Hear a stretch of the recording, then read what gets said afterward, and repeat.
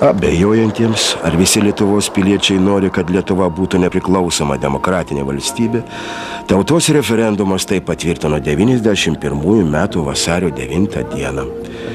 Pirmieji rinkimai laisvoje Lietuvoje įvyko 92 spalį, anksčiau laiko nei buvo numatyta, po to, kai aukščiausioje taryboje pasikeitė politinių jėgų pusiausvyra. Kartu su rinkimais buvo priimta ir konstitucija, dėl kurios buvo nemažai diskutuojama, kokia bus Lietuva – prezidentinė ar parlamentinė respublika. Referendumu priimta konstitucija daugiau galių suteikia Seimui, tačiau valstybės vadovas yra prezidentas, kurį renka visi Lietuvos piliečiai 5 metams. Taip pat gausiai į rinkimus kauniečiai rinkosi ir prieš 2,5 metų. Klausimo, už ką balsuoti, tuomet nebuvo. Daugelį Kauno apylinkių atskirose jų patalpose šiandien budėjo ir Vokietijos Info bei Prancūzijos Bull firmų sociologai. Iki jų parengtos rinkimų prognozės ekrane dar 1,5 valandos. O štai ką šioms tarnyboms dirbantys sociologai kalbėjo vidudienyje. Maždaug 10% atsisakė, o visi kiti taip paklausinėja, kokia čia tarnyba, kam jinai reikalinga, ir jeigu pabrėžiam, kad tai yra anoniminė, tai jie atsako į tos klausimus. Kalbėkime apie sąrašą didžiulį apie personalijas, pavyzdžiui, už konstituciją, kaip žmonės balsuoja. Kol kas visi balsavo už. Visi balsuoja už konstituciją. Taip, ir net kiti pabrėžia, taip, žinoma. Ar balsavote ir dėl konstitucijos?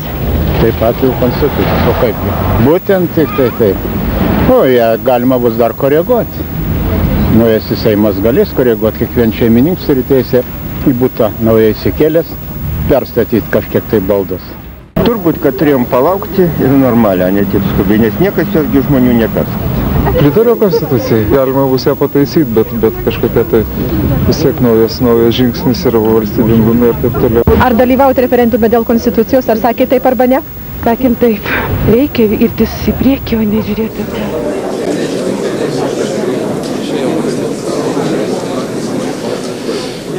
Gerbiamas Lietuvos Respublikos aukščiausios tarybos pirmininkė, Lietuvos Respublikos konstitucija priimta šių metų spalio 25 dieną ir įstatymą dėl jos įsigaliojimo tvarkos tinkamai parengta perduodame jums pasirašyti.